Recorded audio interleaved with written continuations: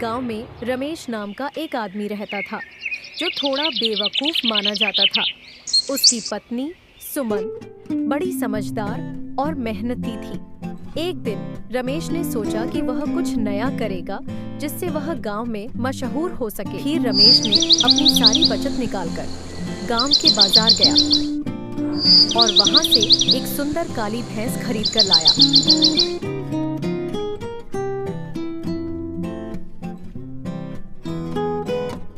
जब सुमन ने देखा कि रमेश भैंस लेकर आया है तो उसने सोचा कि अब घर में दूध मिलेगा और यह अच्छी बात है। लेकिन रमेश की योजना कुछ और ही थी।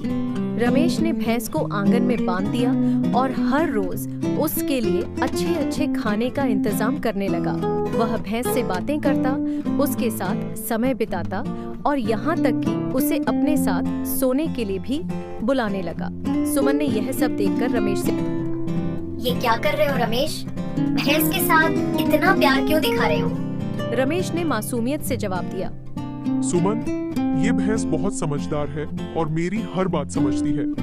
मैं इसे बहुत पसंद करता हूँ। सुमन ने हंसते हुए कहा, रमेश, ये भैंस है, इसे हमारे परिवार के सदस्य की तरह मत समझो।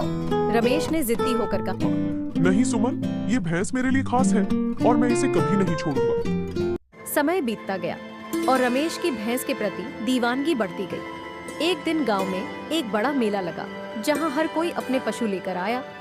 रमेश भी अपनी भैंस लेकर वहां पहुंचा और गर्व से उसे सबसे अच्छा बताने लगा। गांव के लोग रमेश की बातें सुनकर हंस पड़े और कहने लगे, रमेश, तुम्हारी भैंस बहुत अच्छी है, लेकिन यह सिर्फ एक भैंस है, इसे इतना प्यार मत दिखाओ।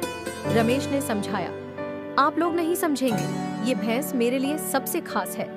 अंत में गांव के मुखिया ने रमेश को समझाया, रमेश, अपने परिवार का ख्याल रखो और भैंस को भैंस ही रहने दो। परिवार के साथ समय बिताओ और उनकी जरूरतों का ध्यान रखो। रमेश को धीरे धीरे समझ में आया कि उसकी पत्नी और परिवार उसके लिए सबसे महत्वपूर्ण है। उसने भैंस को अच्छे से रखने का वादा किया, लेकिन अब वह अपने परिवार पर भी ध्यान देने लगा। इस तरह रमेश ने सीखा कि अपने परिवार और प्रियजनों का ख्याल रखना सबसे जरूरी है, भले ही भैंस कितनी ही प्यारी क्यों ना हो।